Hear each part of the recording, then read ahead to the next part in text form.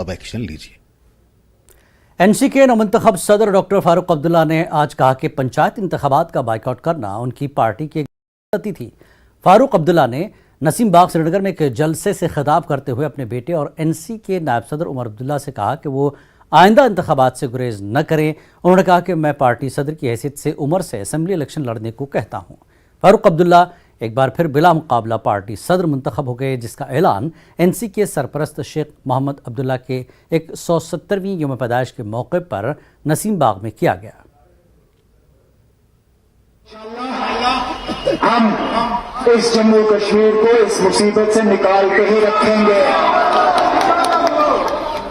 क्योंकि हम यहाँ लोगों को धोखे में नहीं रखते। हमें कहा जाता है कि 370 पे आप लोग धोखा दे रहे हो ना। हमने क्या धोखा दिया? हमने तो यही कहा कि हम इसकी लड़ाई लड़ेंगे।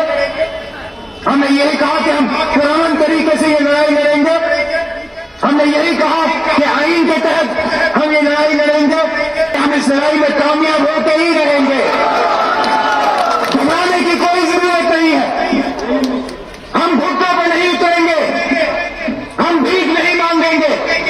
न हमें सिक्योरिटी की भीख मांगनी है, न हमें बंगले की भीख मांगनी है, न हमें गाड़ी की भीख मांगनी है, न हमें किसी और चीज की भीख मांगनी है। हम अगर मांगते हैं तो जम्मू कश्मीर की इज्जत मांगते हैं, जम्मू कश्मीर की आबरू मांगते हैं, जम्मू कश्मीर की तरक्की मांगते हैं, जम्मू कश्मीर की पहचान मांगते हैं। इंशाअल्लाह वो दिन दूर नहीं है जब इस लड़ाई में भी हम कामयाब होकर अपने आप को यहाँ लोगों के सामने पेश करेंगे।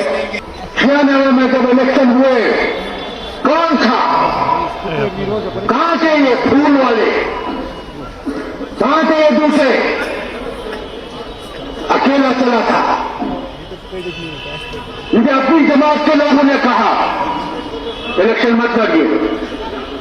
मैंने कहा क्या लोगों को हमने बर्बाद करना है? तो वना निमन कुर्सी वाले ने तैयार हो सकता क्षेत्र जवाब के अजूरी में लोग हम पहुंच गए। खड़ा करूंगा आपके सामने, इंशाअल्लाह खड़ा करूंगा, खड़ा करके आपके सामने वो माफी नहीं मांगे तो मुझे फारूक अब्दुल्ला दे के वो दिन आएगा। मुझे अपने अल्लाह पे भरोसा है और आप पे भरोसा है। हम वो दिन लाएंगे।